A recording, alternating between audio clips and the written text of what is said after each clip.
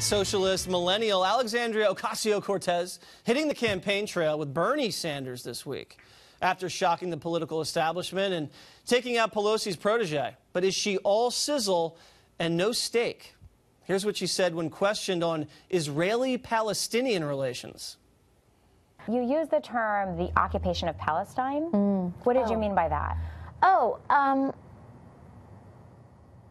I think what I meant is like the settlements that are increasing in some of these areas and places where Palestinians are experiencing difficulty in access to their housing and homes.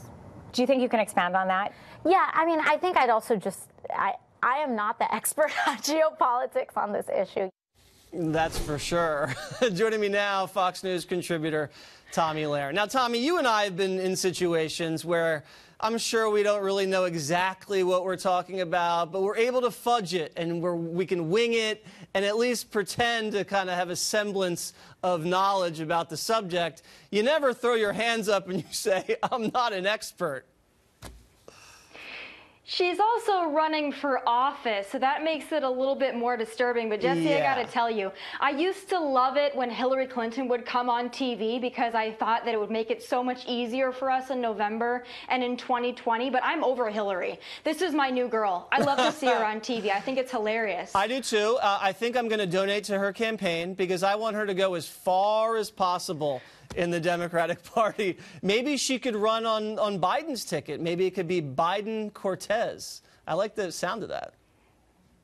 I like the sound of it too, but you know, she's also a Democratic socialist and she's going to be campaigning with Bernie Sanders. You know, the young people are supposed to love socialism, but also young people love reality TV. So Jesse, I have an idea. Why don't we take Bernie Sanders and Alexandria Ocasio-Cortez, why don't we drop them into the socialist nation of their choice and see how long they last? I love that idea. I will call the executives at Fox right now and see if we can get that rolling. Now, this wasn't just one statement. She had a few. Let's hear what her opinion was on direct action in the streets. Roll it.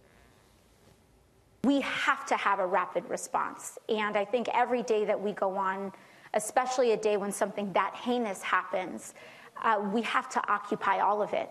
We need to occupy every airport. We need to occupy every border. We need to occupy every ICE office. I mean, she doesn't understand about the Israeli occupation, but she wants to occupy everything in America. I don't think this tactic is effective, do you? I think it gets some people riled up, which of course it has because she's been somewhat successful. But I'll tell you that she also said she was going to take a lot of her policy direction from activists. And I have a question for Alexandria Ocasio-Cortez. Which activists? Is it going to be the activists that riot, loot, and burn their local businesses? Or is it the activists that march around in the streets with reproductive organs on their head? I mean, which activists is Alexandria Ocasio-Cortez going to be taking direction from her policy? Because as we know, she really doesn't have a lot of policy experience. This isn't her strong suit, so I'm wondering where she's going to get it from. Yeah, I don't think she knows. Maybe she can get it at Bernie's house. Let's listen to her take on capitalism and the unemployment rate. This one's my favorite. Roll it. We look at these figures and we say, oh, unemployment is low, everything is fine, right? Well, unemployment is low because everyone has 2 jobs. Unemployment is low because people are working 60, 70, 80 hours a week. I do think that right now, when we have this no-holds-barred, Wild West hyper-capitalism, what that means is profit at any cost. Capitalism has not always existed in the world, and it will not always exist in the world. Okay, I mean, I hate to fact check her. Everyone has 2 jobs. The people with 2 jobs, and it's its lowest rate in about 11 years. But that's not even how the jobless numbers go down. That's not how the unemployment rate works. It's down because people are working. More Americans are working. I don't think she gets it.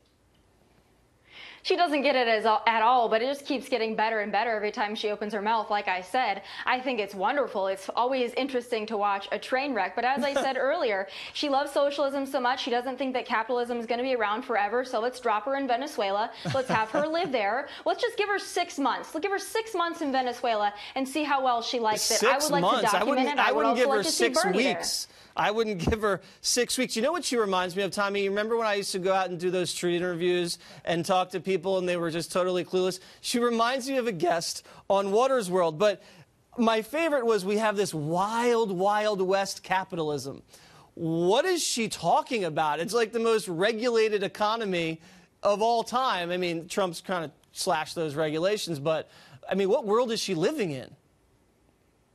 Well, not this world, and she obviously doesn't understand that capitalism is what allows us to flourish as a nation. It's what allows her to do things that she does day in and day out, and the young people that are listening to her, I hope that they understand that as well. But I think what she's trying to do is throw out flashy words like socialism because she thinks all the young people are going to flock to her because they flock to Bernie. But I think people are getting smarter, at least I would hope so. You know what? I'm not ready to agree with people are getting smarter. I was been out in the streets recently, and it's slim pickings.